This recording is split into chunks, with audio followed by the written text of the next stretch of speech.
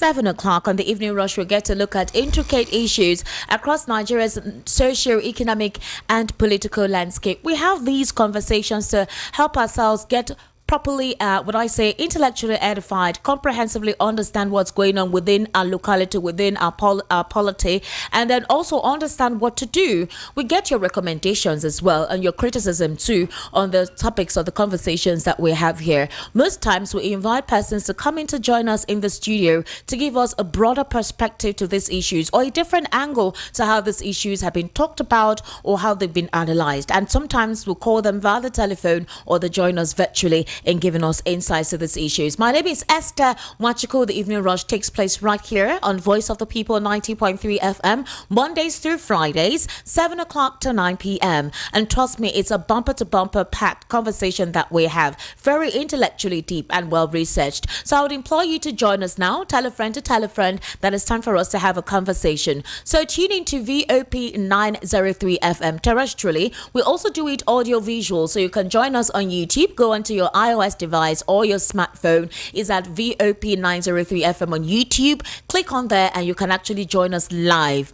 Okay, so what are the topical issues to consider today? For example, you do know that Nnamdi Kanu's trial is still ongoing. IPOB has reacted lately. They're accusing the federal government for presenting a fake witness. They say the prosecutor witness, who is called or known as BBB for security reasons. His identity is hidden for security reasons. An active DSS official who has been investigating the matter based on the testimonials he has been given in court. And they say that this particular PWBBB witness was slotted in at the very last minute. He was not part of the witnesses that was presented to the defense counsel. So they consider that a trial by ambush, and they're calling on Justice James Omotosho to not let this slide, that they consider it to be a manipulated effort from the prosecuting counsel. Well, that's something we're also going to be looking into today in the course of the conversation. Meanwhile, in Finland, as it stands at this very moment, Simon Ekpa has been charged by the Finnish authorities with terrorism incitement. Oh, well, we know that Simon Ekpa has since been within the custody of the Finnish authority for issues bordering on terrorism-related matters, specifically for causing unrest. As you do know, the Nigerian government has been in talks with the Finnish government in saying how Simon Ekpa could be extradited. 2 or 3 weeks ago, we had the federal government say that, or we had reports, not necessarily from the federal government, which went across all media platforms, that Simon Ekpa's pursuits to be extradited to Nigeria, or Simon Ekpa's trial, which has commenced in Finland, that the federal government's move to extradite him to Nigeria has become something accessible, or it's something that is a done deal. Or for the AGF to come out and discountenance that statement, saying that it was the works of mischief makers, or their statements were taken out of context, that was not the truth, that they're looking into it. They're in talks with the Finnish government. There is no form of extradition of Simon Ekpa from Finland to Nigeria. However, as it stands at this very moment, the Finnish authority issued the statement confirming that a Finnish individual was charged with suspected public incitement to commit crime with terrorist intent and participation in the activities of a terrorist group.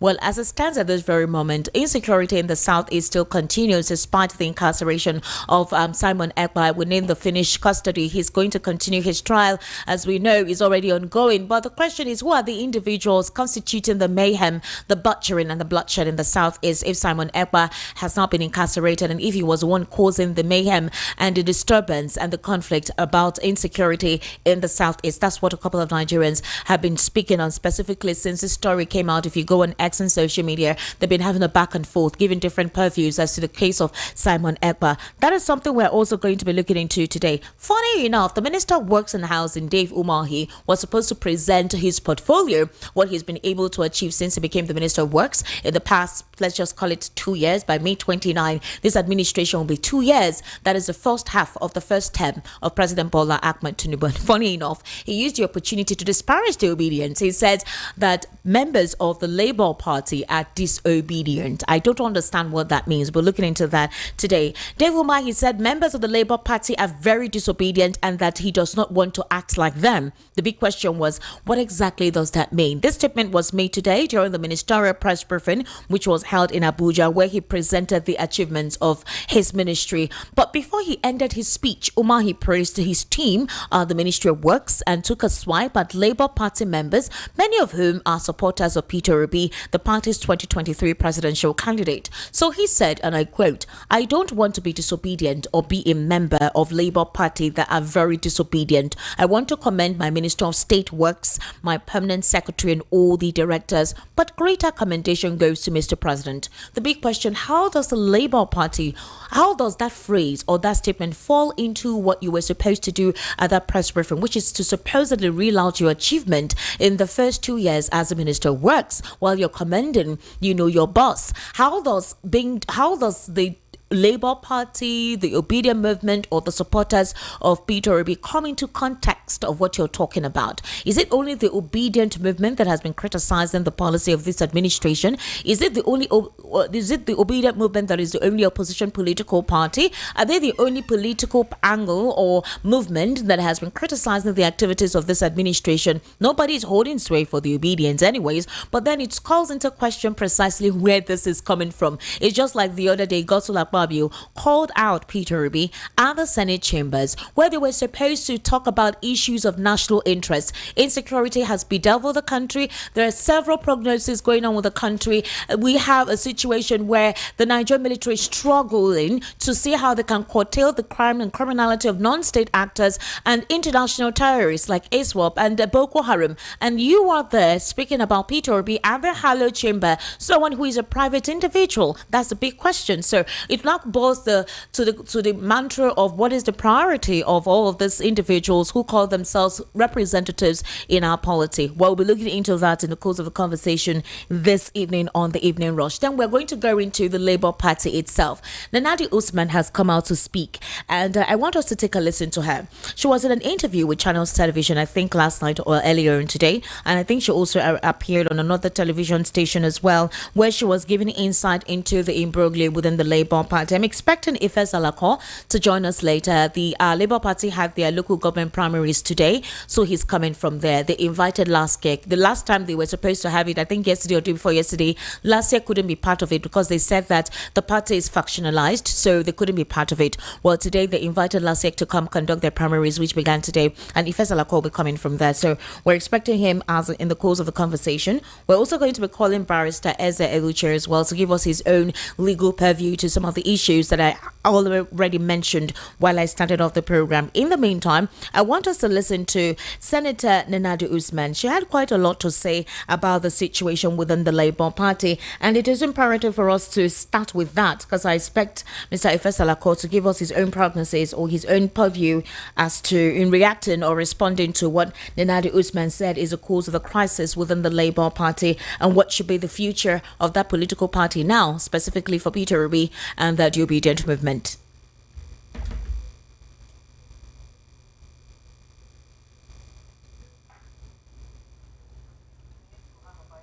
Opposition. So when the opposition wants to be compact, every democracy needs to have a vibrant opposition. So when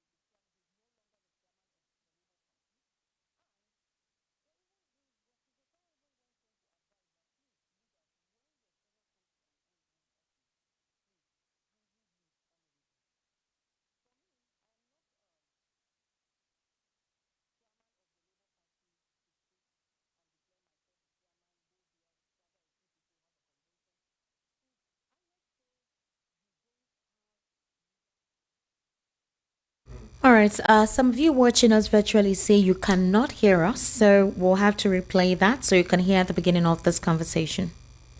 Every democracy needs to have a vibrant opposition. So when the opposition wants to become part of the ruling party, then there's a problem. And that is where we are today. Principally, the Labour Party leadership at some point had issues with the INEC because the tenure of Abure and his NWC had come to an end, which was why when INEC had invited leaders of political parties, he attended the meeting and he was told to step out with his secretary. If you remember, we all watched it. And after that, he went to court. And the court now said INEC should recognize him. We, of course, we appealed. Even at the Court of Appeal, judgment was still given in his favor that INEC should recognize him. Which is why when you go to the INEC website and you check the names of leaders of all political parties, when it comes to Labour Party, you would see his name and you will see by court order. It's supposed to be by election. People get to be leaders of the party through election, not by court order. Okay, we still appealed, went to the Supreme Court, and the Supreme Court looked at the issue critically and said the two lower courts, the first court and the appellate court, they didn't have any jurisdiction in even pronouncing him the leader of the Labour Party or the chairman. Therefore, they said his tenure was over. He was not even, he is not the chairman, he's no longer the chairman of the Labour Party. And the Justice Okoro even went on to advise that, please, leaders, when your tenure comes to an end in an office, please, kindly leave honorably. For me, I am not chairman of the Labour Party to sit and declare myself a chairman, go here, gather a few people, have a convention. If INEC says you don't have leaders, your leadership, their tenure is over, then go and start having congresses right from the ward to the state, to local government state, you do your zonal thing, come and have a national convention where you elect new leaders. And one more thing, please. All right, that was Senator Nanadia Usman speaking there. She went further to also disclose that when she was asked about Julius Abure saying he was going to expose them, she said he should go ahead and expose them. That the problem they're having in the Labour Party is the fact that Julius Abure is saying that he has suffered so much in the party and why will they ask him to step down? But the party rule says that if your tenure is expired, you step down. If you want to recontest the chairmanship position, come down, recontest. If you win it, then you go. But the problem is that Julius Abure and the National Working Committee members do not want to recontest. They do not want to go through the process of them to be re-elected. And she's saying that that is not the way to go. All she's putting out there is for the Labour Party to become united so that they can become the formidable political party they're supposed to represent now that it feels like the political atmosphere is tense and 2027 as a prospect is also on the horizon. But as it may stand right now, there's a lot to be discussed in that regard. I'm actually waiting for Ife Salako to come in. Then the big question is about the political parties that are supposed to be in opposition. Way back in 2012, in 2011, and all through the period during the administration of former President Goodluck Ebele Jonathan, the APC then, headed by President Bola Ahmed Tinubu, even before they merged to become APC, they were strong opposition. They called out every policy implementation of the government of the day. All the anomaly when insecurity started, the fuel subsidy removal that Goodluck Ebele Jonathan wanted to remove. They even organized a mega protest called Occupy Nigeria Protest. That protest was very major. Everyone all across the country was part of it. President Bola Ahmed Tinubu at the time was at the forefront with John Oyegun as well as Adams Oshomole. In fact, the Nobel laureate Wole Soyinka and even some religious leaders were part of that movement, were part of the protest. But as it stands now, we don't have any viable, strong standing opposition. They seem to be weak-kneed. Well, a couple of critics have accused President Bola Ahmed Tinubu of using an incentive to ensure that the opposition is weakened. Yesterday, if you had joined us on the evening rush, you heard when a former senator or a House of Rep member told us how the money is given to this House of Rep members, the senators, and even the senators and House of Rep members, how it has increased. Before it was less than 200 million, but now each of them, or each of the senators or House of Rep members, either given 1 billion naira for House of Rep and Senator 2 billion naira for constituency projects. And in some of these constituencies, you don't see any of these projects being implemented. The roads are still bad. Some communities do not have proper water supply. You see them having electricity situations, no transformers.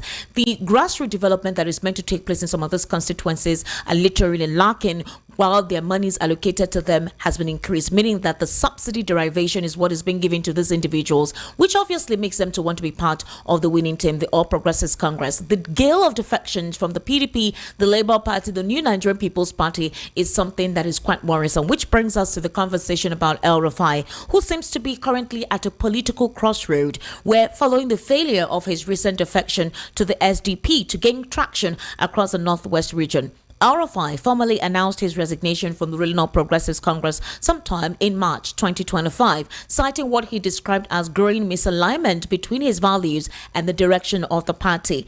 In his statement, El-Rufai publicly pledged to rally opposition leaders and political parties into a formidable bloc capable of unseating the APC in the upcoming elections. Well, as it stands, 2 months after, it's observed that those promises appear to be weak or has fallen flat, despite a series of closed-door meetings and tireless efforts. Last week, we saw El-Rufai with Peter Obi. They went to attend an event where they were both co-speakers. There were insinuations that there is a possibility of a merger, or the obedient movement speaking with him and seeing how they could collaborate. But nothing has come up from then. It was just two people talking. We haven't heard anything from Peter Obi having to have any affiliation with El-Rufai or any prospect of joining the SDP. While it stands right now, El-Rufai has reached out to key political players, specifically governors and sitting senators, House of Reps, but none of them gave him any positive response, not even a state assembly member. Why? They think that the SDP is an extension of the APC. They also believe that El-Rufai is not trustworthy. They still think he's working for the president. They feel that he is out there as an opposition to break off any form of strength that will be a formidable force against the president in 2027. The big question is, how will El-Rufai redeem his personality, redeem his image, and be able to convince that indeed the SDP stands to become a formidable force against the All Progressives Congress? Will I say antecedent actually will he be overlooked by a couple of those who are not in support of him? Will Nigerians decide to say, you know what, anybody would adopt so long as the All Progressives Congress is booted out in 2027? The third thing to look at is about INEC and the reformation agenda, the belief about some of the policy implementations that will help guide transparent elections in 2027. Nigerians still do not believe in whatever process will be conducted by INEC because they feel the president will still need to appoint whoever will be in charge of that particular institution. So where do Nigerians stand in all of this? Who are they waiting for? And whose voice will they cry out on in 2027? These are the conversations we'll be having this evening on the Evening Rush. I actually have right here in the studio Mr. Lawal Ekundayo, who is a social political commentator. Mr. Lawal, good evening. Happy Friday to you. Thank you for joining us. You sound so dull. What's the problem? Are you cold? I'm cool. Oh, wow. Okay, I'm not used to all this reply city, I'm not used to that, manage yourself. I don't understand. Now you're having a power supply because of your generator, and you're having an air conditioner. Oh, you have to get used to it too. Some of us, it's only when we get to the office that we adopt the code because. Start thinking about it, when that will be better, and then we'll have a cold, heart. And we'll have everything will be cold. But now it's still hot. Okay, let's see how it goes. Outside, but it's cold in the street. Today the weather was actually very hot. That's why I think I appreciate the fact that the studio is cold, because trust me, the weather today was something else. And the weather, NIMET is telling us to expect more of this. Well, I'm trying to get across to Barrister Eze Eluche because I need his legal perspective on the issues that we're going to discuss this evening. He will better give us context into some of the things that's been said. But Mr. Lawal, let's look at a situation where the press conference that started off today. The Minister of Information and Orientation, Arts and Culture, Works, they're all giving encomiums on the president's policy reformation, and they're saying that things are working out fine. They drew contrast to what the NBS said about the fact that the prices of goods and services have crashed, specifically staple food items, and that means that the president's policy is working. Are you of that same note? No. That's it now. Mr. Lawal, 3 days ago, you bought beans when you were coming to work. Yeah. How much was it? Was it the Mudu or Derika you bought? See, I bought it, I think it's kind of, it's, that Derika, I bought it 1,000. A Derika? With the big Derika. The big Derika? Yeah, the normal Derika. The normal Derika? 1,000. Initially, it used to be... After dragging seriously with this, How much was the seller proposing to you? yeah, it was supposed at 1,300. 1,300. And now it's 1,000. So is that a crash that the president is talking about? That's not a crash. There's a difference between reduction, you get it, and crash. They are not the same. Let me give you a good illustration. Okay. When Jonathan was in power, okay, well, let me start with Obasanjo. When Obasanjo was in power, rice was about 5,500. And people were complaining serious that it was very expensive then. You get it? Now, when it was Goodluck Jonathan's time, it was, I think, 8,700. People were still complaining seriously that why the price is expensive. During the Buhari time, it went to around 40,000. Okay. You get? Now, at this administration, it got to 120,000.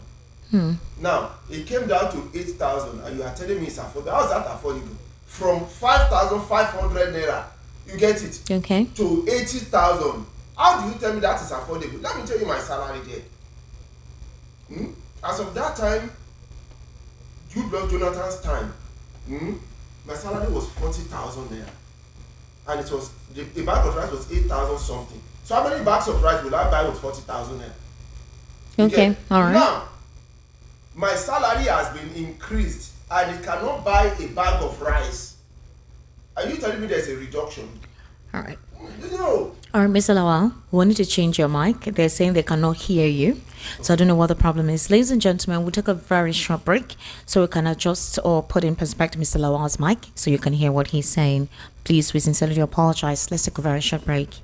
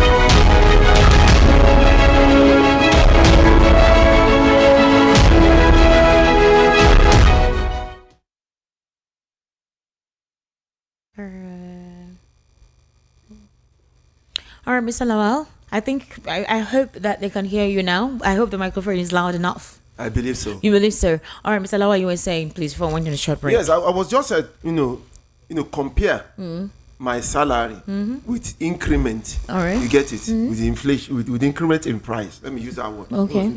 The word inflation. Now, I said when Goodluck Jonathan was there, okay, and a bag of rice was 8,700 naira. My salary was 40,000 naira. So with that 40,000 naira, I can buy at least 4 bags of rice. Is that not? Okay. Now that my salary has increased, that salary cannot buy 1 bag of rice. You understand? Somebody who increase my salary will say, of course I've increased your salary. You get somebody who that the rice was 120,000 came down to 80,000 naira. You say there's a reduction, but the question is, does it make sense? No, because I can afford it before, like 4 bags. Now I can't afford 1 bag. That's not why you increase my salary. That's not why you reduce the salary. You get, you can see that is what Nigerians are feeling. You get, that's what they are feeling. Their salary increment is not commensurating with with inflation that is on ground. And then some people are coming up to celebrate that the price has reduced. The same tomato we buy now for 500 naira is the same tomato we were buying for 100 naira, 50 naira, how many years ago? The same thing. So you now tell me that okay, it has reduced. But what about your own as a politician, political office holder? What is your salary? You get? All right. 2 years ago, how much are you collecting now? Let us know to see whether there's a balance. Okay, look at they are talking about the constituency allowances of our reps. That it has increased to a certain amount. Compare their own now. See their own increment. See the increment of a common Nigerian. And everybody is telling it's reducing. How many Nigerians can afford to take their vehicles out, take it to the filling station, and fill it with fuel? Many of them have parked their vehicle at home. I've not even used generator. I think I used it maybe twice last year. My generator is just there.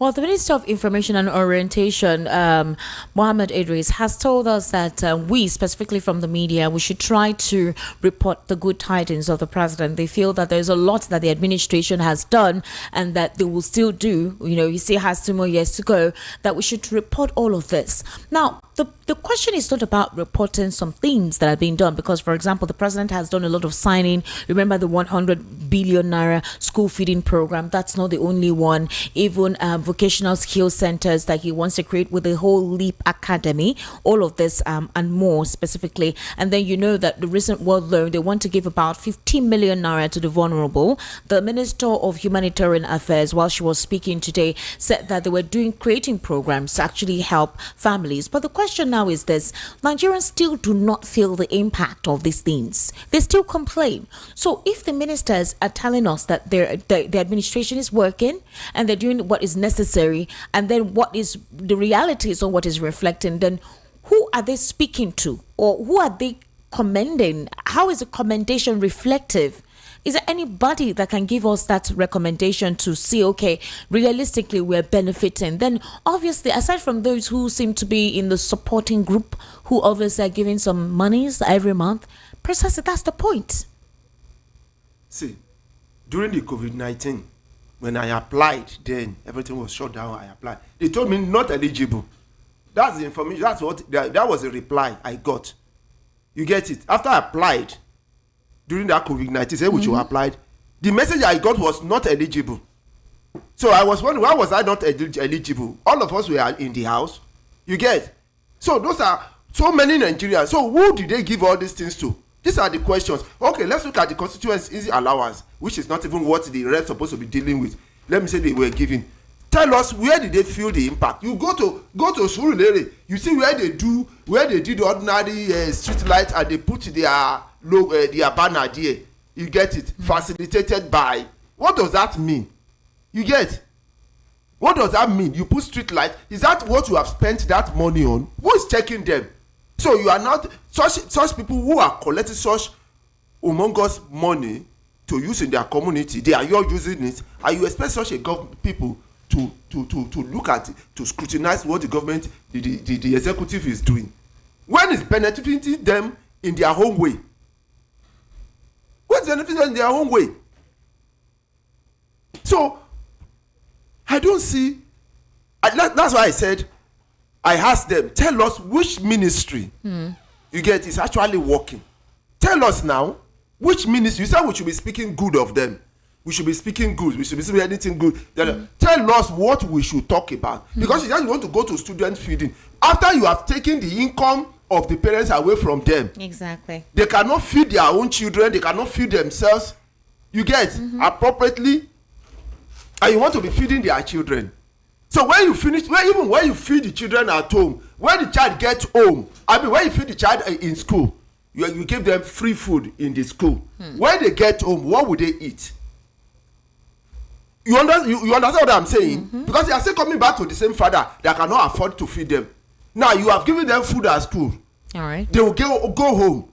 You get it? That means you are not going to eat throughout until they come back to school the next day. Okay. And what about Saturday? What about Sunday? You have taken away what the family, the parents will their income to be able to take care of the house. The way they can take care of their own family without your coming in to say you want to feed them. They are okay until you took it away from them. Now after taking it away, you now say you want to feed the children once a day. Are you going to give them packs to take home? You get it? So that they can eat at home, because there's no food to eat at home. Are you going to give them takeaway? Would there be a pack you are going to pack for each child to take home, so that when they get home they can eat? You get it? Before coming to school the next day, because they are still going to go back to that same home in which the father cannot feed them. All right, ladies and gentlemen, we already have Ife Salako here, the Labour Party legal spokesperson. Thank you so much, sir, for joining us this evening. I sincerely do appreciate you taking your time to come. How was the primaries today? Oh, it was quite awesome. It turned out good. Yeah. 2 days ago, we heard that last year couldn't be part of it because of the internal situation. Yeah. So you were able to resolve things? Yeah, absolutely. I mean, last week they know what they're doing, and of course the Labour Party knows what they're doing too. So, but the primaries the primaries were okay today. Went well, there was no discontent because 2 days ago we saw the APC. Some of them were protesting, complaining about candidate imposition on their aspirants. We can't have that kind of thing in Labour Party. It will be too much of a risk for us to take. All right. In our party to have that kind of irregularities. Okay. It's for some of us. This is why we're in Labour Party, and we must make sure that everything. Have you started campaigning though? Because I mean, the elections is going to be in July 12, right? Yeah, July. So have you started your campaign? I'm not contesting. I know. I mean, I'm just speaking for the primaries. Yeah, I mean, in we Lagos just had the primaries today. So hopefully the ban on the campaign will be lifted soon. Okay. And then once that is lifted, everybody swings into. When you say the ban on the campaign will be lifted, I am seeing some banners already. Oh, so when you see these banners, you would see support XYZ person. Yes. Support that person. It won't be vote for. Okay. So until the ban on campaign is lifted, you won't see vote for. Okay. Just support there. this so person. Just support. So okay. Because what that means internally is to appeal to the internal party officials to be able to support different candidates for the primary. So so I mean they'll go extra length to put some banners and posters out there to get them to support them. Interesting. But after the ban is lifted, it's now become something for the general public, and that's when you start seeing vote for this, vote for that. Okay, so I want to play something because Senator Nanadu Usman was on one of the Monitor television programs. I think was it last night or today. So the reason is because it's not you that said, she said.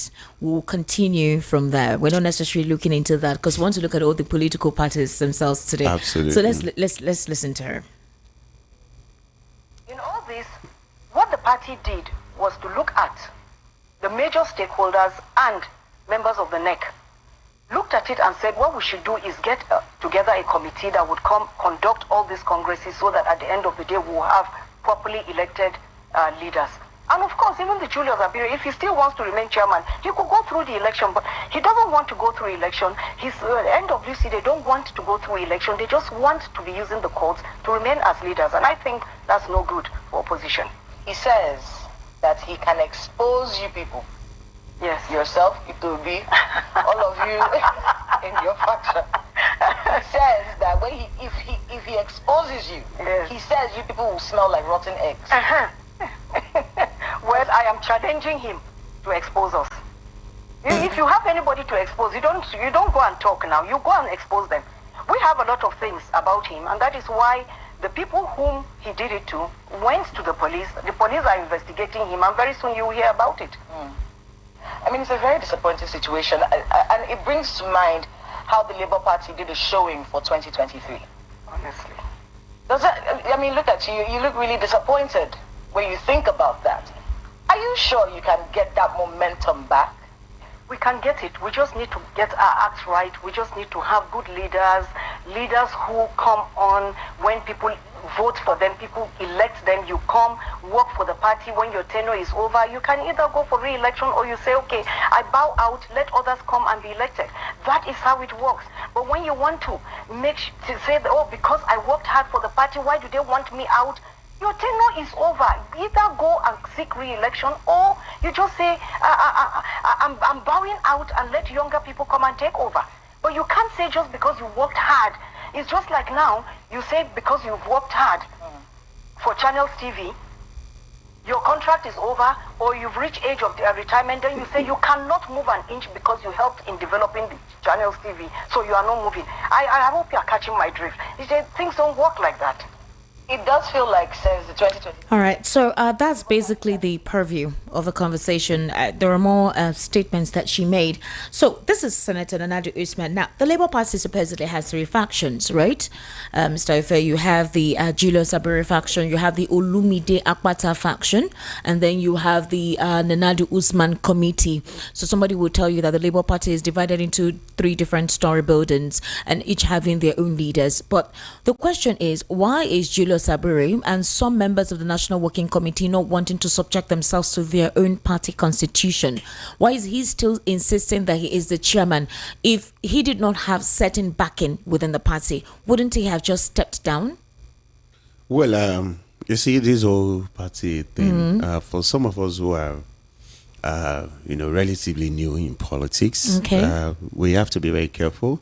I understand. As to how to navigate the political terrain. All right. There was a declaration by the Supreme Court. Yes. And of course, up until this moment that I'm speaking to you, if you go to the INEC website and you check the political parties, when you click on Labour Party, you would see it clearly stated there. I've been following up on that because I'm quite meticulous when it comes to processes and system. I like to follow the right process. I like to follow the right system. And of course, the right structure. So when that judgment came, after a few days, I went to the INEC website. All right. And I checked for the party, our party, the Labour Party, and I saw that the name Barrister Julius Abure is still boldly written on INEC. By court order. No, no, hold on. It was like that initially. Then after like a week or 2 after the judgment, I went back to check again. And then I saw that it was added that by court order in courts. So whether it is by court order or it is by whether election or whatever, the assumption or the conclusion of INEC that Abure is the chairman. The point is that the umpire, the one who is going to determine the candidate for this coming election, the one that will still determine the coming election, is still recognizing Abure as the chairman of the party. Now, put this in perspective, right? The Supreme Court of Nigeria gave a judgment. I'm not a lawyer. I'm not going to interpret any judgment for anybody. But INEC, right, should be able to, as an institution, should be able to interpret properly what the Supreme Court, the judgment that the Supreme Court has, So why are they taking time in doing that? It's more than 2 weeks now. Oh, yeah. So, because Peter Obi and Julius Abure, along with Nanadu Usman, they went to submit this certified true copy of the Supreme Court, what the judgment of the Supreme Court, which stipulates that Julius Abure should stop parading himself as the Labour Party chairman, meaning that they may not be part of the internal processing, that is how your convention would, it's not left for them to determine who becomes your chair, but his tenure has expired. So an election needs to be taken, or a national convention needs to be taken, where you guys decide who becomes your chairman. After that, we saw different teams misinterpreting or interpreting the true certified copy of the Supreme Court. Now, the Peter Obi and Alex Oti and Nanadu Usman went to INEC, was received by some Olamiku or Olamiliko or something like that, because the INEC chair was out of the country at the time, attending one conference somewhere. And then after that, they told us they would look into it. They wanted to be transparent. It's been more than 2 weeks. How long will it take the legal team of INEC to look into that? Or would they say it's the local government elections that is occupying their time from having to look into that as objectively as possible? I mean, unfortunately, INEC has been structured in a way that they would always have election all through the calendar year at different places at different times. There is the planning for the Anambra governorship election going on. There is the local government election in Lagos. There is another state planning for the local government election. So they are constantly running through election. Although some of these elections are conducted by the state's yes, it's true, arm of the electoral body. But like I said, it's like, how will I put it? Two brothers of the same father, right? Got a judgment. And, the mother had said that you, the brother A, you are the right person. You, brother B, you are wrong in this issue, right? And then the father sits down and is watching them, brother B, to say, no, I am the one that is right, or brother A saying, so they're all claiming, and there is, and what do I mean by all of this, right? The Supreme Court is an institution of the federal government. Okay. INEC is an institution of the federal government, right? Somebody needs to call somebody to order. And if you ask me, I would say this is where you would look and realize that we have a pseudo National Assembly that is not ready to, do the right thing, because we have three arms of government. The one who passed the judgment is from the judiciary arm. We have the legislative arm, who has equal power as the judiciary. INEC is answerable to the legislative arm of the government. The Supreme Court, right, cannot say they cannot. So if the Supreme Court gives a judgment, INEC is not, interpreting it. It is the duty of the maybe the legislative arm to come into the situation and say, okay, I will not say the executive arm, because of course that may seem biased. Okay. Whatever the president does about it may seem biased. If he says this, he may say, oh, he's supporting this, he's supporting that. But at least we have a house that has pretty much every member represented. This is a house that should have taken this thing up and say, because you know how ridiculous it is, how unheard of it may be for us to have a Supreme Court judgment that seems like nobody can interpret. It's and the Supreme Court has given judgment, and Mr. A, the aggrieved A, is saying that the judgment is in my favor. Aggrieved B is saying the judgment is in my favor. Who is that person that can put these people to order? I believe the legislative, arm should be able to do that. Summon them, summon INEC. They are the lawmakers, right? Yeah, they are the lawmakers. Is it the same lawmakers that have found it important to address issues of national concern? I want to say that because you saw what happened in Mate local government area. It was something that was gory, and they've never held a 1 minute silence in that house. All they've been passing across is having to compel and make sure that it's compulsory for Nigerians of eligible age to vote. That's one. Two, they're actually expediting the budget presented for the FCT by the president. They've gone through second reading without even spreading the papers, that is, giving the papers to the members of the House. Some Nigerians are saying that if the president wants to go for a third term with the National Assembly that he has, it will be very possible. Oh, absolutely. I mean, they aren't writing on the wall, but what is sacrosanct in all of this is that no matter how terrible the House of Assembly may be, no matter how bad, at least there are some things that they should also try to pay attention to. This is why they are elected to be in that office. This is why they, like I said, they are the lawmakers, right? And when in this instance we have the issue of the law that is being interpreted by a national body, so, but then INEC is still saying that they are still studying. Well, in the meantime, there have been words being called out, curse words. For example, Alex Otti, the governor of Abia State, has actually asked the Inspector General of Police to arrest Julius Abure for impersonation. Julius Abure came out to call him several names like cricket, call him Janketin, called him all from his name, says he's going to expose the secrets, like you heard the interviewer actually asking them. In the midst of this, because according to Julius Abure, he said that he was not going to allow certain external elements to take over the party. The elements he's talking about are the obedience. They're also saying that they wanted to regionalize the political party, and that's what some members of the party are trying to prevent. In this regard, at this point in time, Peter Obi has been mute and quiet. Alex Otti is the governor, so he has a lot of things to do. Some of the House of Rep members that won with the ticket have defected to the All Progressives Congress. So it feels like it's only very few active people who still remain in the Labour Party, and there is a tendency that they may defect in that particular order. Why is that not of concern to the party?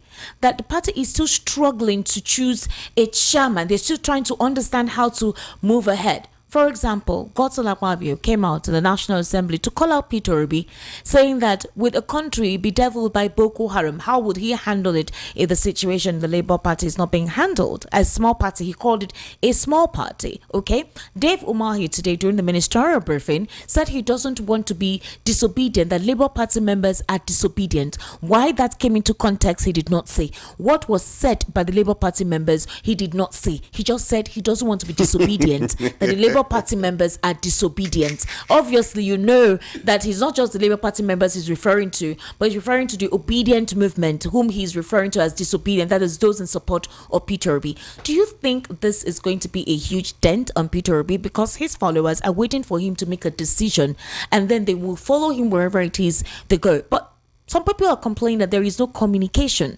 There is silence from his end. The obedients are waiting for an order, waiting for what to be told. They need some sort of assurance. Some of them have left the movement. Some of them are in between, are indifferent. Some of them are no longer interested, and some of them are interested. But the momentum, as it was in 2023, seems to have dropped. So is this of concern to some top echelons of the obedient movement? And is this of concern to Peter Obi himself? Yeah, so I mean, if you have Godswill Akpabio, a Senate president with so many baggages, coming to say that, I mean, doesn't it seem extremely, for lack of the words, the right word to use, stupid? For you, who you are the number 3 person in the country, and you are making a mockery of persisting insecurity situation to score cheap political points. Like, people are dying, literally dying under Boko Haram, and that is what you are talking, and you are part of the system. You can you imagine the absolute, the arrant, nonsense, that you are part of the government that is supposed to curb insecurity, and you couldn't do anything about it, and you are referring to a presidential candidate to come and solve Boko Haram issue, or how will it solve Boko Haram? Have you solved any problem? You are saddled with the responsibility of solving Boko Haram issues, and it's still dead to date. People are dying, and that is what you see to make a mockery of and make a mess of yourself because you want to score political points. It's madness. Dave Umahi spent 36 billion to build a wasted edifice called airport that is being flooded. The last video I saw of David Umahi's airport, not one plane has flown from that place. Okay. 36 billion wasting away. Nothing. No. It's not operational. It is.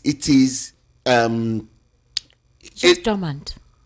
It's not just dormant. It is getting poorly constructed. Oh, but how do you say it in English? Decapitating. Thank you. That's the word. On the spot, 36 billion naira wasted. When it rains, that place gets flooded up to inside of it. And these are the people that are shamelessly coming out to attack Peter Obi at every point in time. But you see, the thing is this, right? It's good for every smart person out there. You know that their nightmare is Peter Obi. Okay. Oh, it's good because there's never been any presidential candidate that didn't win election, and it's being talked about by every goddamn person in the government. Why? From the top, you see, the small PAs of these governors and presidents on social media, every day they talk about Peter Obi. I can call one for you. The ones that are hungry, the ones that are hungry that this same government is ruining their lives and that of their family, they will still talk about Peter Obi.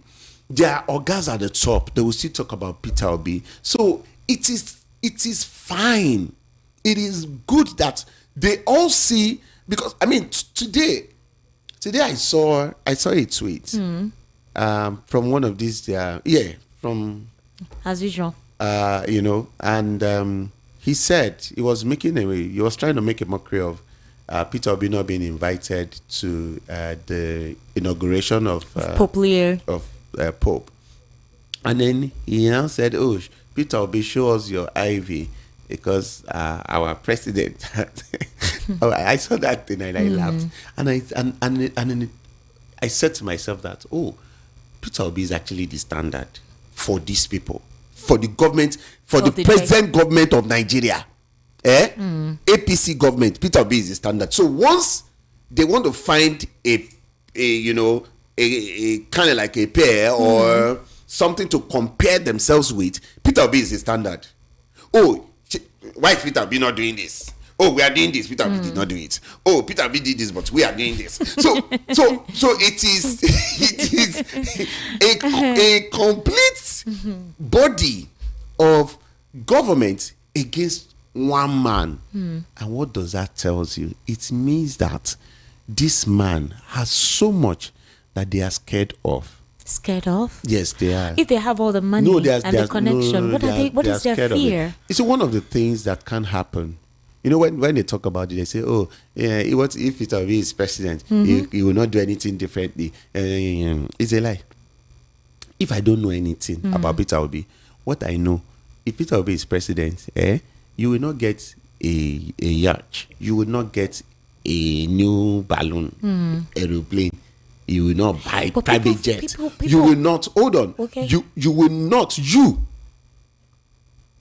Vice President of Peter Obi, will not get a 21 billion in Abuja to renovate, not build one house. The same you will not get a 5 billion to renovate another house in Lagos. The same you will not get, all the other. You will not get it. If you see the trillions they are calling Now, you would imagine that they stopped fuel subsidy. Technically, because it's not actually stopped like that. They say it stopped in October 2024. Yeah, it's still a lie. So, but then, technically they stopped subsidy. But where is the money? Even World Bank and IMF, they are asking them now that you people have stopped paying subsidy. But we can't see the economy is tanking. It's going down the drain. We went from a $500 billion economy, a GDP to maybe 200 and something. The naira is not doing well.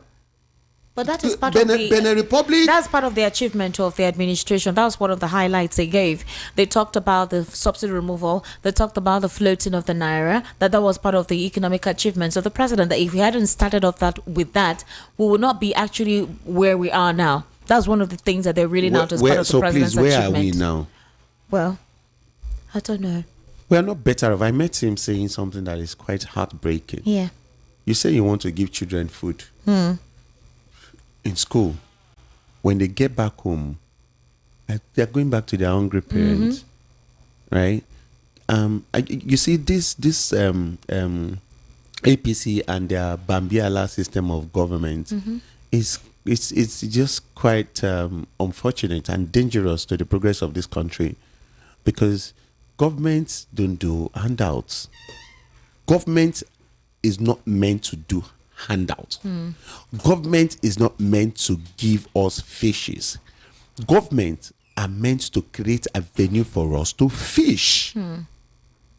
Government are meant to create the pathways that would lead to where we can then explore and do businesses and flourish. That is the work of government, not to be feeding people. Where government feeds people, let me tell you where. War, when there is war. Exactly. Pandemic. Right? That's where government feed people. That's where you see government giving or natural disasters. Direct or natural disaster. Government will go and start giving people food, and it has to be a temporary thing. You cannot say you are running a functional society where there is no war and you are feeding school children. It's a sign of failure. All right, Ife, I recall last week you did a teaser on your X account. Yeah, you asked a question. Yeah. You said, sir, what do you think Peter Obi as president and El-Rufai as vice? Because there was a picture of both of them. I think they were both going to be speakers at an event somewhere. Yeah, they met in US, in the United States. Yeah. Yes. So we saw the pictures, and we know that El-Rufai has been struggling to bring in a couple of top echelons into the SDP, but some of these politicians don't trust him. He seems to be at a crossroad at this moment. He said that he no longer trusts the All Progressives Congress and he wants to form a formidable coalition to unseat in 2027. But some of the northern top political bureaucrats are not finding him palatable or attractive. They're not also finding the SDP attractive to join. Some think that the Social Democratic Party is an extension of the president. If you remember, he was part of them in 1992 thereabouts. So they think that it's an extension of the APC. They also think that El-Rufai still serves as a strong supporter of the president, and that he just left maybe to see what it's like outside, any form of coalition being formed. So they don't trust him. Coupled with his antecedents, they still do not trust him as a person. He's been trying to woo. Even House of Rep members are not joining. Instead, they're leaving to join the APC. Some persons he met with, instead of joining the SDP, they joined the APC. Do you think that the combination, regardless of how Nigerians feel towards El-Rufai, is it possible, is it very possible to note that maybe there is a strong tendency that Peter Obi could join the SDP? And if that is the case, where you have an Atiku who wants the presidential ticket, obviously, although he has not told us if he's leaving the PDP, but he has been also running to join any coalition. And the political party that seems to be more open to that formation is the SDP. Do you see them working together? Peter Obi and Atiku? Atiku and El-Rufai. Well, for me, so I posted that thing, yes, and it was just a social experiment for me. I wanted to know what, and how people react to it. And of course, I got what I wanted. You did? Yes, what did you get? Both positive and negative. I just wanted to see how people would see it. Okay. I'm not a fan of El-Rufai. Most people at all. I'm not a fan of El-Rufai. I think it's too extreme. Right. Do you think he has changed? He has seen how people see him now, and he has changed? Because his son recently was commenting Peter Obi after the father left the APC. All those things doesn't move me at all. You see, you are who you are. If you cannot be trusted, you cannot be trusted. But for El-Rufai himself, I think people think Nigerians naturally overrate politicians. Okay. Yes, Nigerians naturally think too much of these politicians. And I'll tell you what I mean by that. You see, for them to think that, oh, El-Rufai is out of APC as a mole, you know, that to me is some, you know, low level of reasoning. Because, yes, because El-Rufai worked tirelessly for the APC. Not just today. El-Rufai was Buhari's boy. El-Rufai did everything to discredit Peter Obi, discredit Atiku, discredit every goddamn person. El-Rufai went to mosque to speak Hausa to the northerners, you know, using religious, you know, tools. Expletives against everybody, just to favor APC. And he did all of this. El-Rufai followed Tinubu to Chatham House to answer questions on behalf of Tinubu. El-Rufai gave Tinubu the northern block of votes to a large extent that he got. Now, he now got in, and you are not giving him a ministerial appointment. At least there was a security concern about his person. He was, if he's a rabid dog right now, he's angry. But nobody is swallowing anything he's saying. So because you see, you can imagine someone who has done all of this. Somebody may be hard to not believe that, oh, will he just drop all of this? Yeah. It is, he has moved on. Unless there is a negotiation. See, El-Rufai is a negotiator. What is in it for me? He didn't get anything from APC. He has moved on to where he can get something for himself. So do you think he's going to get anything for himself now? Whether he gets it or not, whether he gets it or not is a different conversation. But with the APC El-Rufai, I believe he's done. He's moved on. Right? Now, tomorrow, maybe Tinubu may leave and he may decide to rejoin APC and then find his bearing. But then he's a sworn enemy of Tinubu right now. So there's nothing anybody will say about that. That's on one side. So whether El-Rufai, Peter Obi, Atiku, if the three of them come together and form a coalition, it will be a very good coalition to win election. Right? And this is how it would work. Peter will be at the top. Any other person to deputize Peter Obi. But with the support of Atiku and El-Rufai, you cannot beat that ticket. Nobody. Tinubu will be scared of that ticket. But now that Atiku wants to be president, El-Rufai seems to do the same thing. In 2027 will be 81 years old. Atiku doesn't care. He's been running for this thing like 3 times now, right? Since 2015. You remember this song? Eh? You remember this song? You can only run.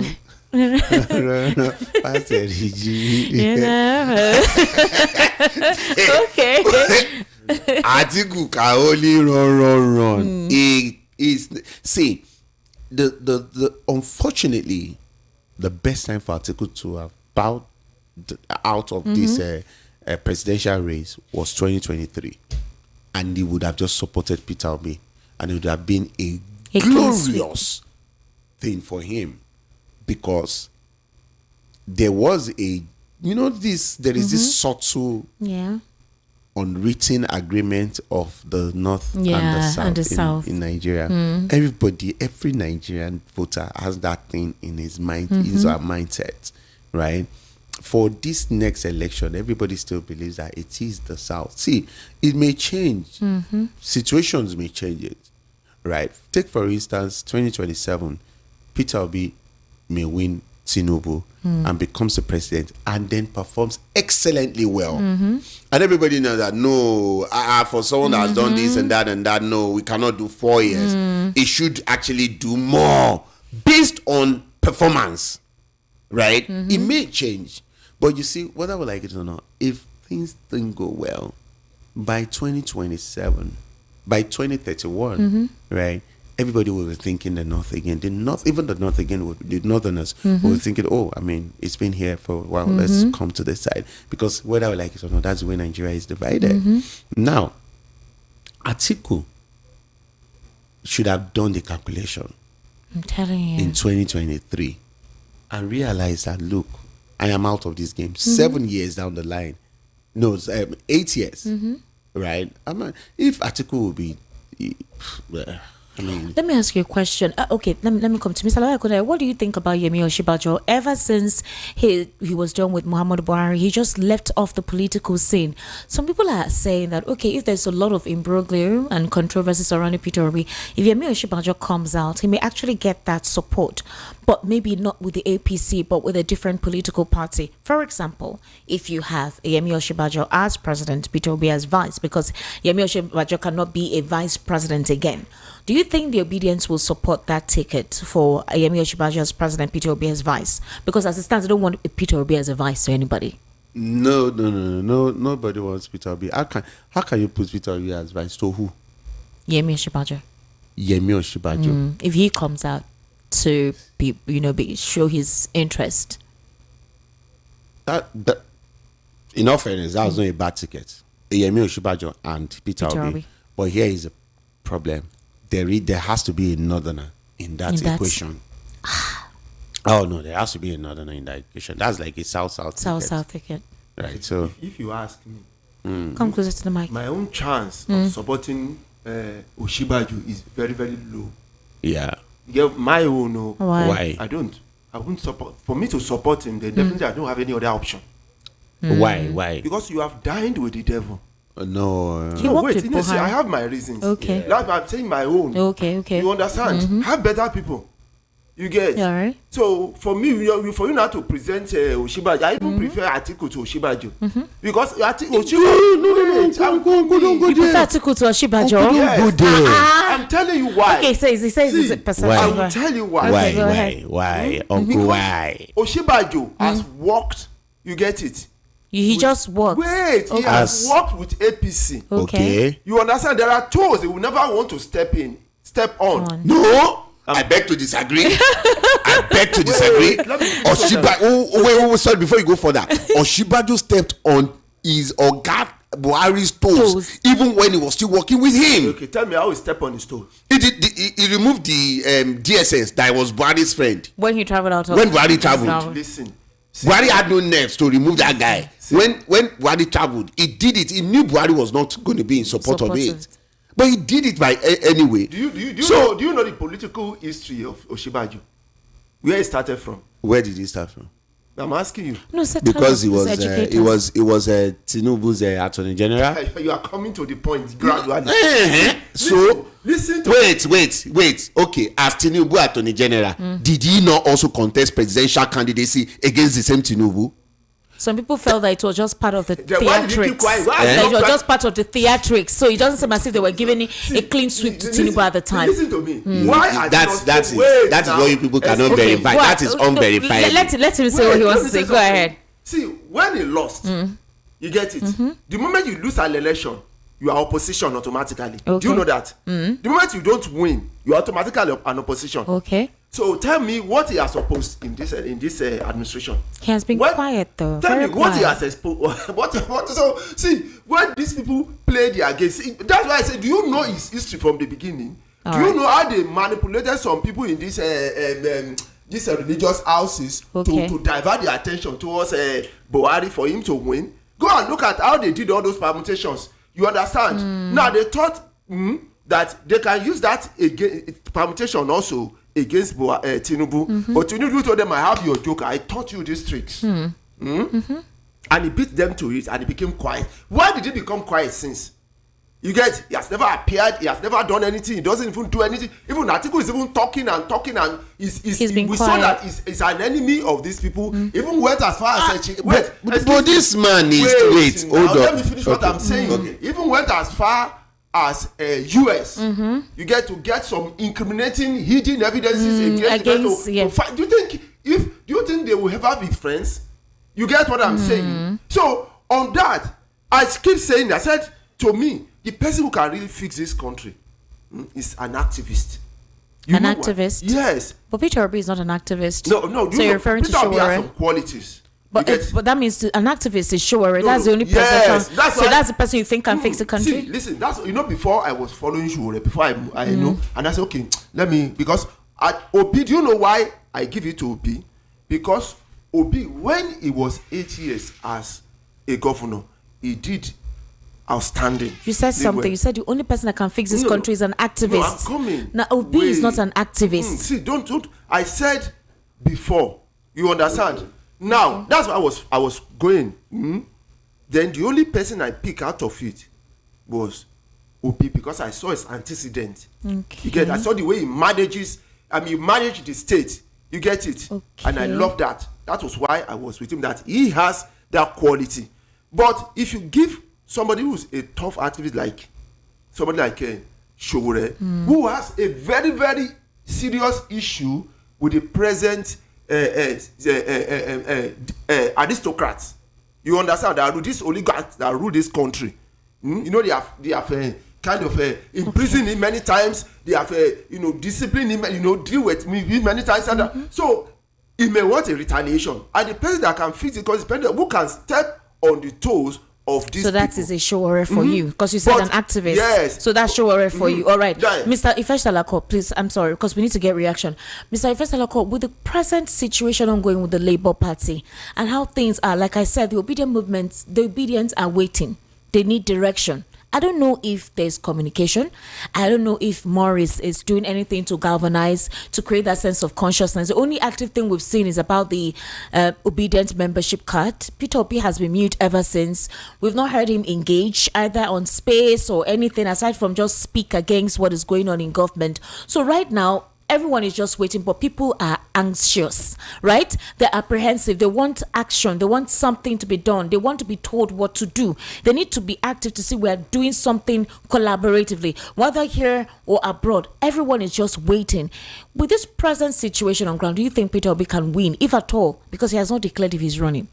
Sometimes it feels like his body language feels like maybe the obedience are pushing him. Maybe he's done. He wants to hands off. But it's like they're pushing him to go ahead. Do you think with what is going on, he has any chance at 2027, if at all, with the way things are ongoing? Election and voting don't really change.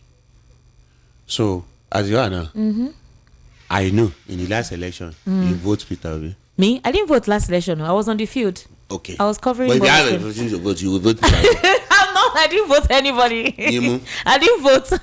But here is where I'm going. For everyone who voted Peter Obi in the last election, I can assure you 100% they will vote him again and again. Some people are no longer in that, especially those in Lagos. Some of them in Lagos that are now part of the APC. But wait, I'm coming to a point. Like foundational Nupe, something. Those things hardly change. Who is foundational Nupe? On X. Who is foundational Nupe? That charge and bail. Don't start. Before they will carry. Is it a charge and bail? It should show. Should we see Effium? Should be Effium. We'll see cases that Effium handles every now and then. We see other lawyers that are there. He should show us one case, one that he has handled successfully. Anyway, but then that's on the side. I'm saying that, look, there won't be too much of people that would leave. Okay. You see, the block of the people who voted for, in fact, I think people should be worried more about people who voted for Tinubu in 2023 than the ones who voted for Peter Obi. Of course. You see, for every voter of Tinubu in 2023, I can tell you that for every 100 voter, right, genuinely, about 60 of them, right, which is 60%, right, of every voter for Tinubu in 2023 believed that he was actually going to make Nigeria better. Like, people genuinely believed that, oh, this guy, I mean, he's been popular in Lagos. He's been, he sold the narrative that he built Lagos. And the same thing he did in the Southwest. Okay. Right? He was in office for 8 years. He couldn't do anything. All right. He didn't have one bridge in this Lagos, not even pedestrian bridge that he constructed anywhere in this Lagos. Right? No major infrastructural change, no development. Education was, there. Nothing was moving forward. 8 years. And when he was about to leave, what did he do? it got some people to start writing some plan for Lagos and then say, oh, this is the plan I have for Lagos. So you spent 8 years in office doing nothing to write plan. So you say Fashola did better than him? What kind of question is that, ma? I beg your pardon, ma. What kind of question is that? What kind of question is that? See, let me tell you for free, like this.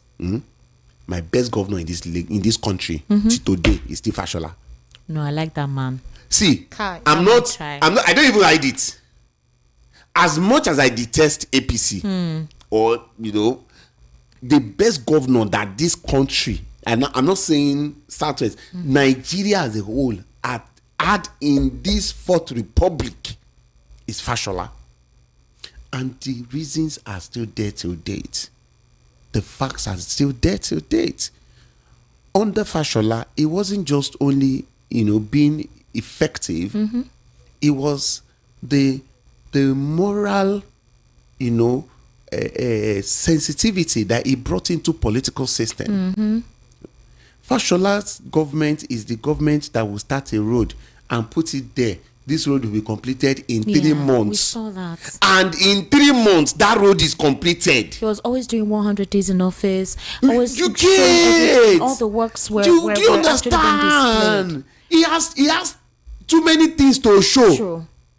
As that the local government chairman said, emulating it. Even a block like this, they will call press to cover it. They needed to prove it to the governor that they were doing something. So Fashola was able to be that change.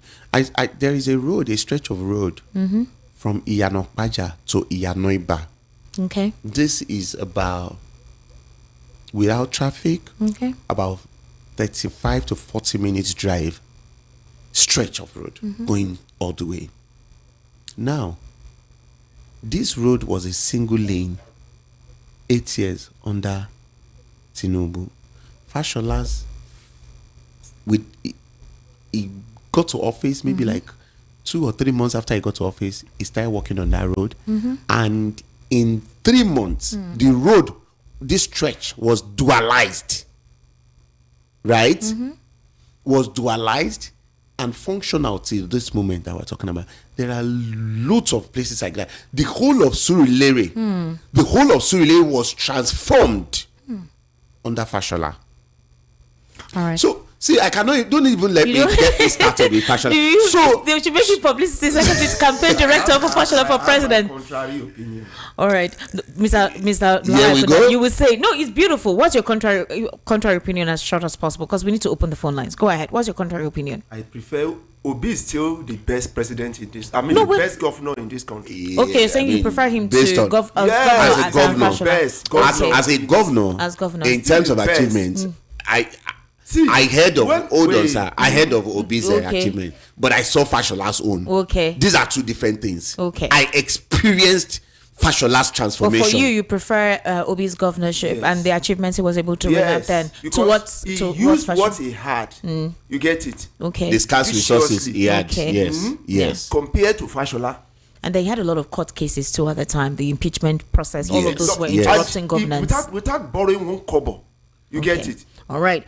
Ladies and gentlemen, I'm so sorry because we had Ife. I really needed Grill Ife to give us a lot of insights into his political party, the Labour Party, and as well with what is going on with the Obedient Movement and Peter Obi. So pardon me, it's 8:29. So when I open the phone lines, please just a minute. I may not be able to take a couple of messages, but I would like to take your reaction. So just a minute, 60 seconds. All right, please. So be precise, put your thoughts together. I beg you, please. Let's work together. 08036929933. 08036929933. Hello, good evening. How are you? Hello? 08036929933. The WhatsApp number to send your messages to or to call, as an alternative is 0817-1756-338. 0817-1756-338. Hello, good evening. How are you? Yeah, good evening. Good evening. What's your name, please? I'm calling from Ejego. All right, go ahead. Yeah, I just want to say something about the subsidy. Sorry, okay. Not precisely about OB because there won't be enough time to do that. Yes, yeah. Please let Tinubu subsidize fuel for it. Is not a cost to subsidize. You see, every money that is being gathered by Tinubu and given to these lawmakers. It's not getting down to us. The way to get it down to us is to subsidize fuel. Okay. Let Dangote take crude, give him money, let him sell it at 200 naira or even lesser for Nigerians. That is how to get this money across, and then seal the borders. Okay. Because that is why we have the army. Let them seal the borders and make sure that this fuel does not got to be taken out by criminals. These our politicians, and that's just my take. Thank you. Tonight. Thank you very much. God bless you. Thank you. Short and precise. 08036929933. 08036929933. The WhatsApp number is 0817-1756-338. That's the WhatsApp number. Hello. Good evening. How are you? Hello? Hello? When you call on WhatsApp, let it be that your network is good, okay? Hello, good evening. How are you? What's your name? Good evening. I'm Esther. I greet your guests. Good evening, sir. What's your name, sir? I'm Edward, calling from Sango. All right, Edward, please go ahead. See, I have got all your discussions, but what I'm trying to let one of your guests that come from Labour side, Labour Party, let them be very focused and very careful. Okay. In that their selection of next chairmanship. Okay. I think in any organization, in any settings like that, there must be a constitution. Yes. And they're supposed to look into constitution. When they look into that interpretation from the Supreme Court, they're supposed to know that the Supreme Court want them to go in and take care of their party. Okay. This issue where they want to go to legislative is not assured. Let them keep up from that. Okay. But what I'm assuring them is that by the time they make a very transparent elections under the watchful eyes of INEC, whoever emerges there, INEC will take that the chairman, the person that Thank you very much. Inside the INEC position, inside the party position. Thank you very much. Thank you very much. 08036929933. Let's make it a minute so we can accommodate many calls as possible in this short time. Okay? 08036929933. The WhatsApp number is 0817-1756-338. Hello, good evening. How are you? Hello. Yes, good evening. What's your name? Turn down the volume of your radio. My name is Daniel from Lagos. All right, Daniel, please go ahead. Esther. Sir? Esther. Sir, I can hear you. Go ahead. Go write it down. Before 2027, that man that speaks on behalf of Obi will not be there anymore. He will not be in Labour Party. I will not say more than that. Huh? God bless you. That you will not be in Labour Party by 2027. It's a newcomer in politics. Okay. It's a newcomer in politics. Okay. And he has never seen money. He has never seen money. Okay, so you think he'll be induced by APC's money? God will spare our lives. You will save their life, I will save their life, and I will come here and ask you. Good night. Why? Did you? What is wrong with you? Oh God! You are YouTube. Don't mind you. Yes, now. You are watching live from Hello, YouTube. good evening. You start calling from US. Hello, good evening, sir. How are you? What's your name, sir? My name is Peter. I'm from Lagos. All right, Peter. Go ahead, please. Thank you. I agree with the last caller. You agree with him? You said stop laughing. Wait now. Okay. Why do you agree with him? The people will not be there in the next election. So it's very correct. Why do you say so? The reason why I say so, most of them, if you look at what is happening, even the so-called people that we struggle to put there in the last election, you know what becomes? Initially, when they want our support, for us to support them to the way up, they sell sentiment, they're doing as if they are speaking for us. Okay. What they need is just a platform. By the time we supported them and they get that platform, they mingle up with their corrupt comrade at the top. So this will still play now. So before 2027 election, you still have the camp to. Wow. Okay. All right. Ife, we are going to bet. Because this one that you're already predicting your political future for you. Hello, good evening. How are you?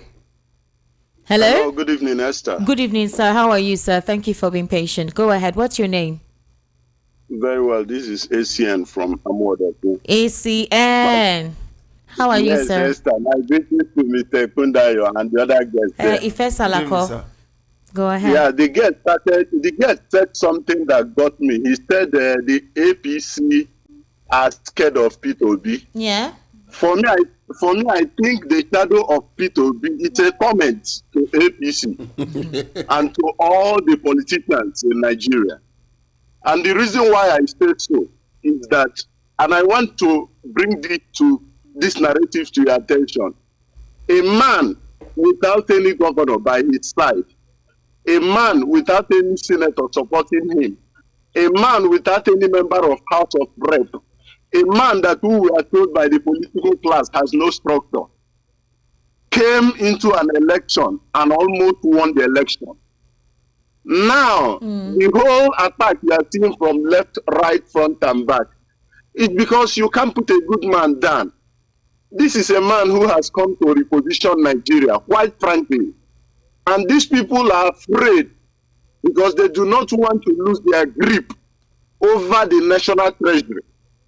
This is a man, today I listened to one of his publications where he said that people should be jailed, that with some level of corruption in this country, people must be sentenced to prison. That tells you a lot about the credibility of that man. So I am saying to you, Esther, that for as long as P2B stands for election, there is no candidate that can challenge him in a free and fair election. Take this from me, and this is the reality. All right. Thank you, Esther. You're doing a wonderful job. Thank you. Thank you very much. Thank you for calling. Ife. Okay, my clap. Hello, good evening. How are you? What's your name, please? My name is Ifeanyi from Ikorodu. Ifeanyi, please go ahead. The issue of P2B, many of you call him a tsunami. So one thing is people need to understand is that P2B is like a trouble to them. It's because of P2B that Abuja was declared state. We know as before they said, without you winning the federal capital, you can't win the election. But the judges declare Abuja as a state in order to give it to the man they gave it to now. Because of P2B. Go ahead, I'm listening to you. Because of P2B. Because of P2B, a lot of things change in this country. So one thing I believe is that either people like it or not, P2B comes out at any time, he still have his supporters. That is what they want to understand. Everybody is against him because they see that he's like a trouble to them. So that was why everybody is afraid of him. So P2B can still, when P2B come out, he will still win. Even a man in the north said it, that P2B was the one that won the election, although the judges have already declared. But he said it. One of the APC former member, he said it. That I don't know. Thank you very much. Your 1 minute has been exhausted. Okay, thank you very much. 080-3692-9933. That's the number to call, and the WhatsApp number is 0817-1756-338. Hello, good evening. How are you? What's your name? Hello, Madam Esther. Good evening. Good evening, sir. How are you, sir? Welcome. I greet your guest, Mr. Salako, and the other guest. All we right. greet you. Go ahead. So, for me, he has said it all. See, people should not talk to your guest as if it's like the other politicians we have in the Senate. He is different, and he has spoken his He's the mind. Labour Party spokesperson in Lagos State Chapter. You said what? I said he's a Labour Party spokesperson in Lagos State Chapter. Ife Salako. Yeah, that's what I'm saying. I say, he's trying to buy the mind of people. No, we shouldn't just go into that kind of attitude. Okay. He's a member of Labour, and he has come here to clarify what is happening. You understand? And one thing is, when you have people that are sincere, that will have the patriotism in their spirit to build a nation, these are the kind of people we want in Labour. And also we have them like Peter Obi, Alex Shuti. You will see what these people can do. Okay. But because we have greedy people in other parties, they don't care. So Nigeria need to, support their right candidate, not by sentiment or tribalism or by religion. All right. Thank you very much. Thank you for calling. Hello. Good evening. How are you? Please, if you're calling on WhatsApp, let your network be good enough. Hello. Good evening. How are you? All right. So the network is not good enough. I can't take your call. That's the thing, because time is going. Hello. Good evening. How are you? Hello, good evening. Yes. Good evening, sir. How are you? What's your name? My name is Moses from the last time I greet your guest. All right. Thank you. Go ahead, please. Two of them, particularly the Labour Party spoke. Ife Salako. Yes. Yes. Please go ahead. He has really done well. They have done well. All right. They have done well.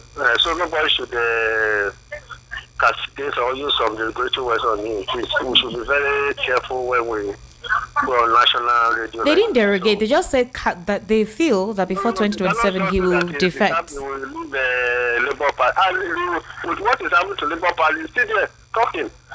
Okay. When they are, yes, he's still talking. So when I say no, I'm no longer joining Labour Party. So people will be very circumspect with their tongue.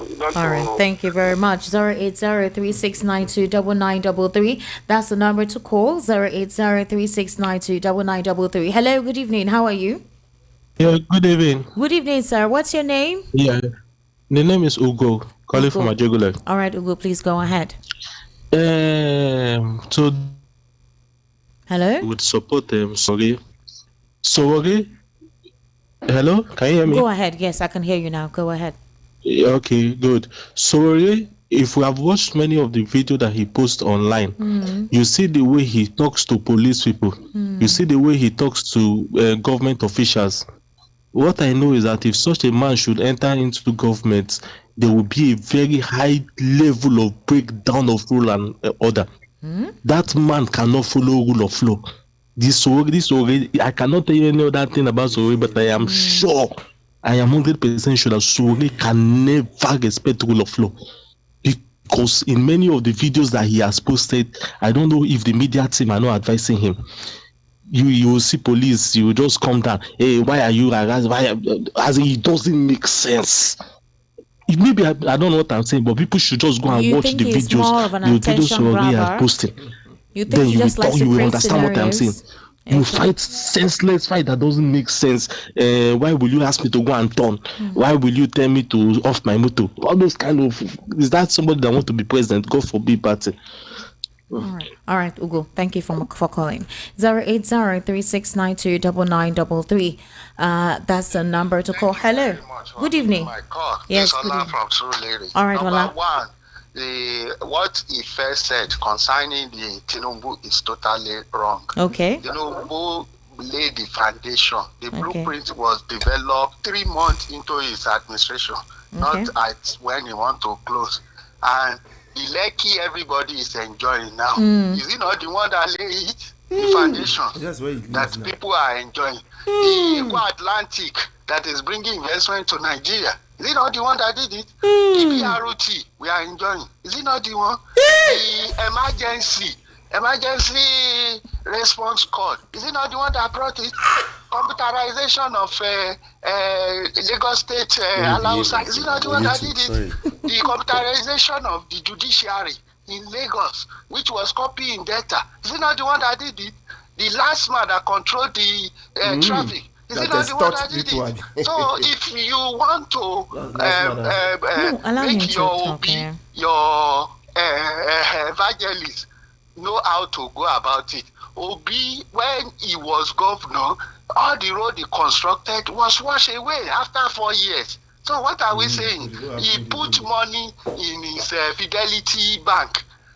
If the owner of this station put the money in the bank, will you have place to walk now? So you should know how to talk. Thank you. Thank you very much, Mr. Ola. We sincerely do appreciate your response. Mr. Ife, do you have anything to say to what Mr. Ola said? Well, I mean, apparently he's an APC supporter, so he would reel out all of those. These are the things that they've written for them to talk about. You know, there are people that that believe in the president, regardless of anything about party or whatever.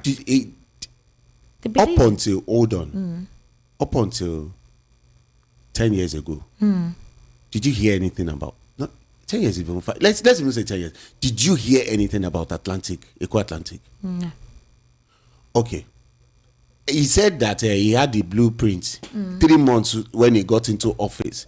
So, i.e., he spent 7 years and how many months remaining? 7 years and 9 months, right? Studying what he has created 3 months into his office. They should reduce this year line now. They should not even want the line. My own is that so Jakonde had no blueprint. He was just walking blindly. So Jakonde, there was no blueprint for Jakonde. Hello, sir. Good evening. Hello, good evening. Good evening, sir. Please, what's your name? My name is Wole Adelabu. All right, Wole Adelabu. Where are you calling us from, please?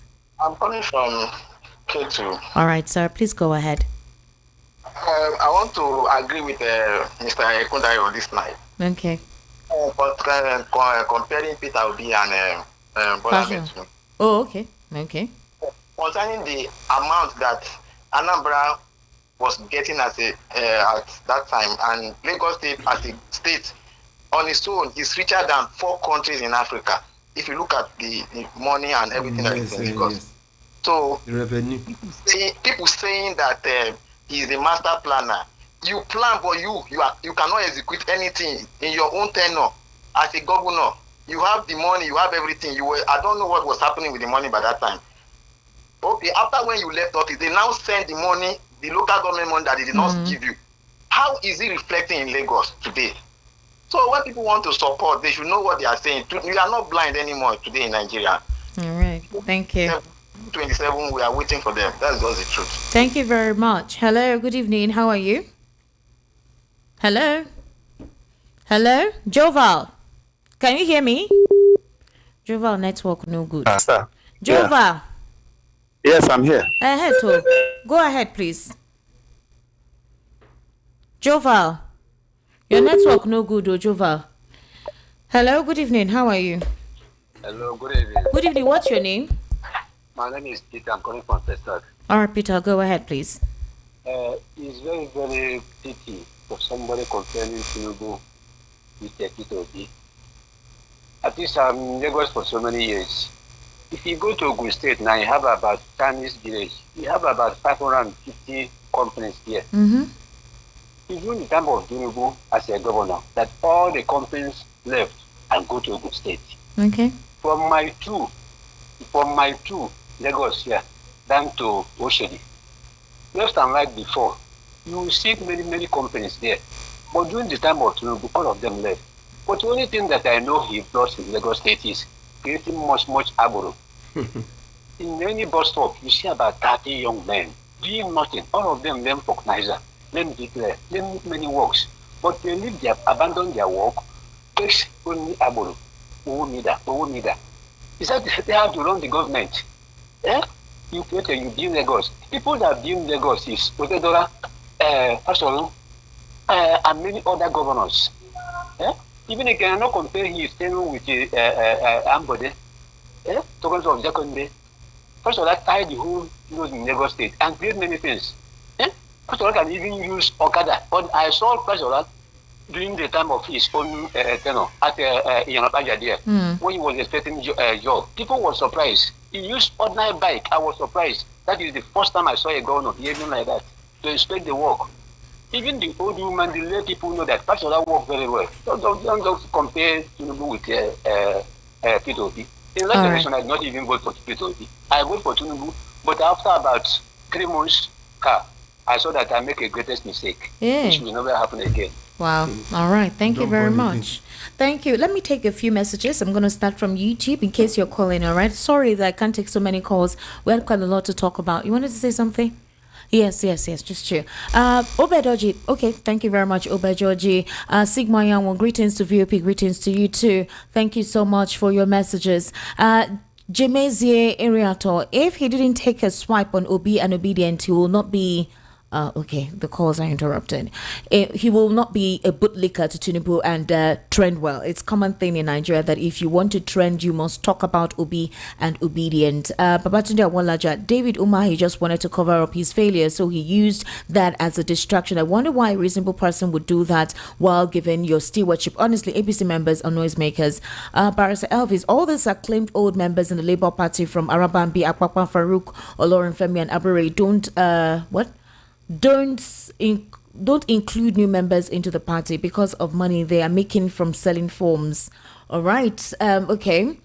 Thank you very much. Tracy Jalpin. Okay, I think you can hear Mr. Lawai Kundayo now. Babatunde Awolaja, APC government lacks basic knowledge of economic principles to measure growth and improvement. Even an SS3 student can tell them the economy is bad when you make a comparative analysis of pricing and demand. Damien Iheanacho, Dave Umahi is just being a sycophant. He is not obese much. He knew it. Okay.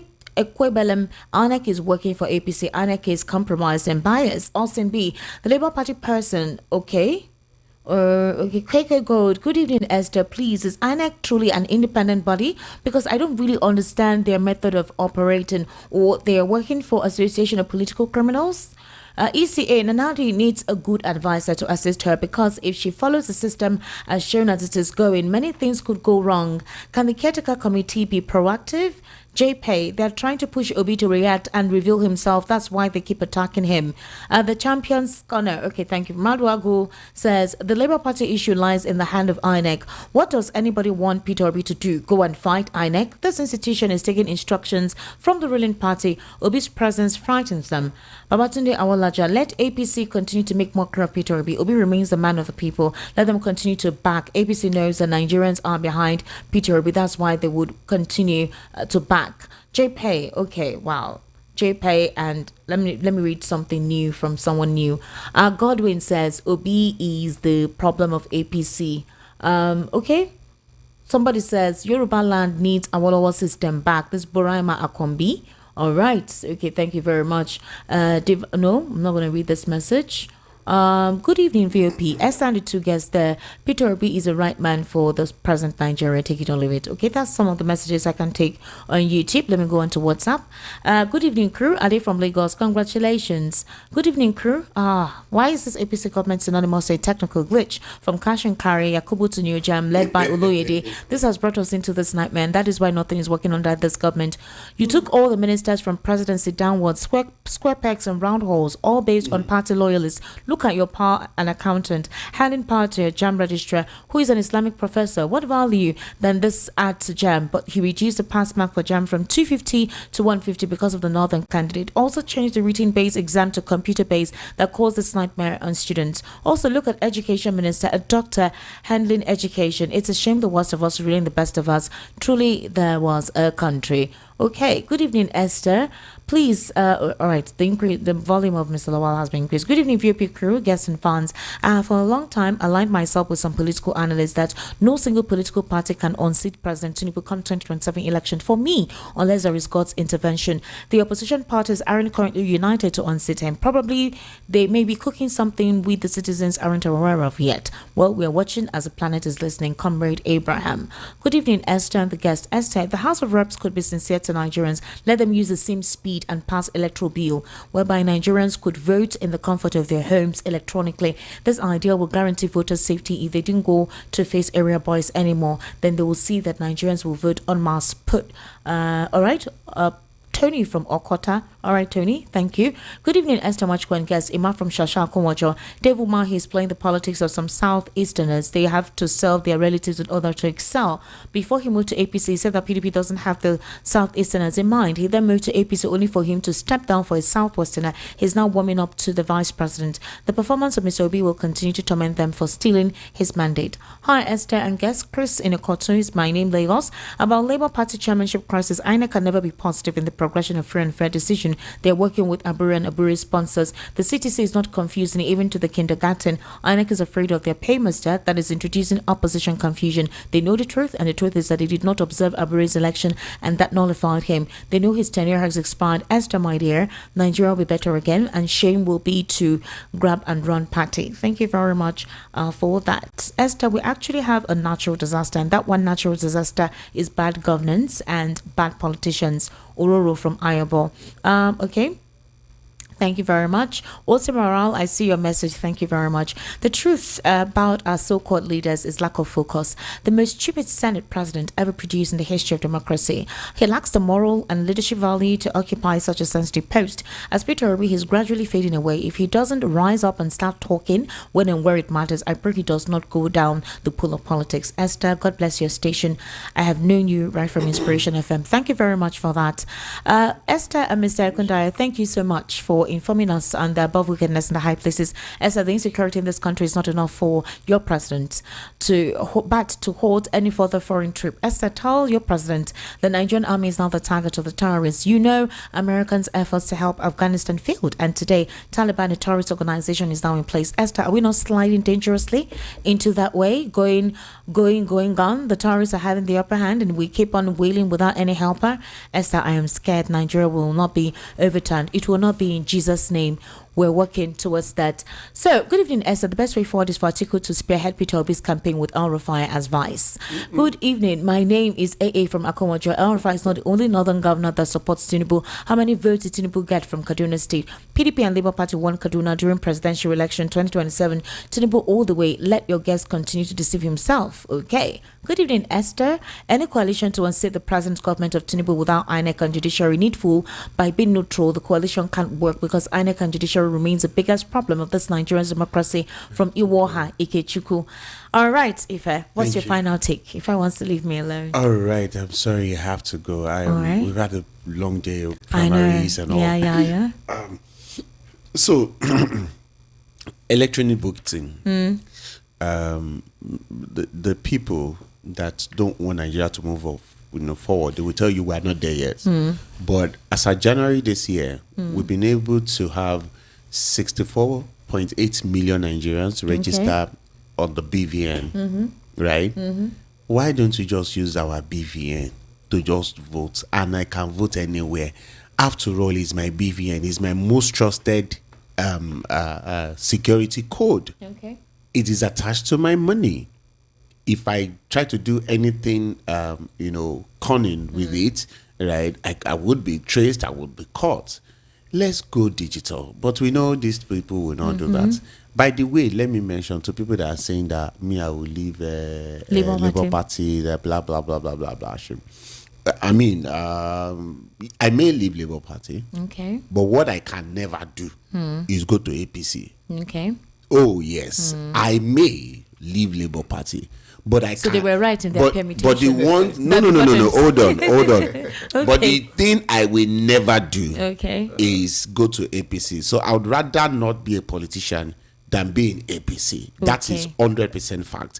And I stand here to say that, I mean, because when for you're saying that if Peter Obi that means if Peter decides, the reason why you're saying this is if Peter decides to leave Labour, you're obviously going with him. All right, go ahead. I didn't say anything. You're okay. Yeah, but then for someone like us, let me blow my trumpet a bit for all of these people who think that we are all hungry money bags or like we like.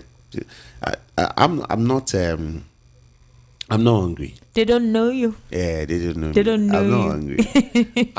By God's grace, I was telling someone recently that what I have achieved, but I mean, just about 2 weeks, June 6th, I will be 45. Wow. Yes. You don't look it. Yes, I know. Thank you.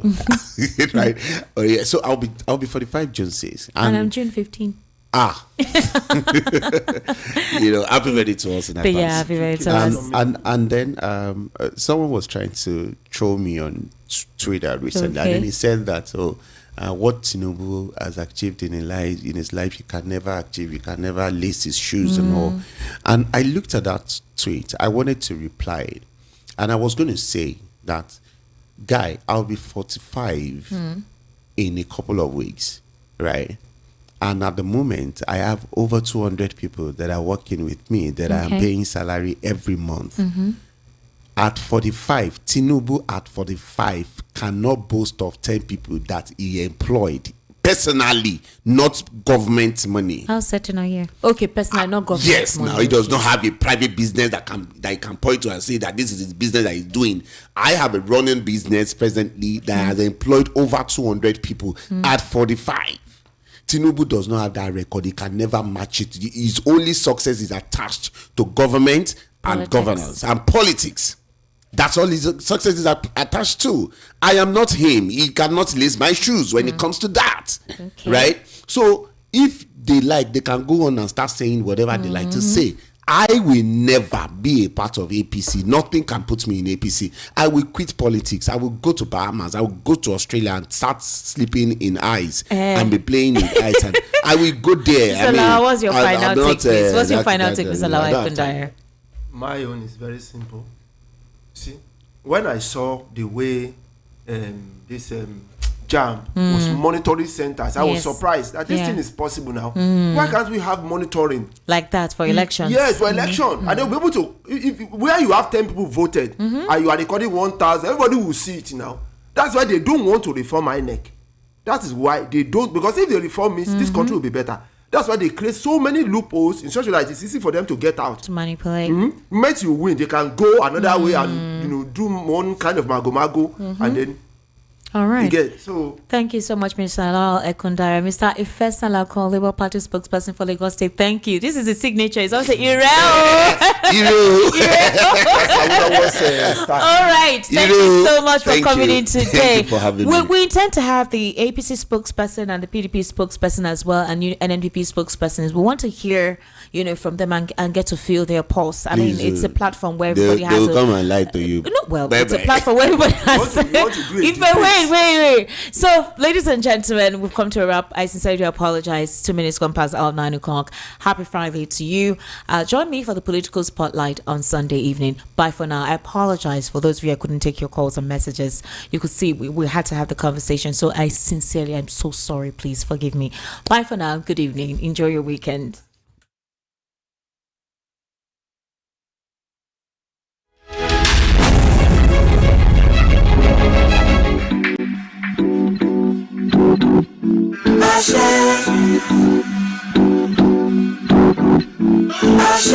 London.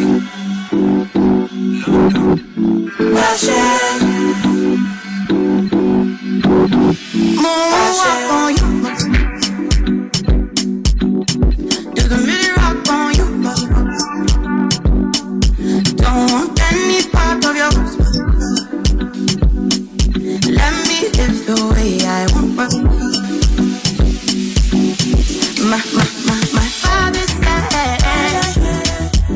I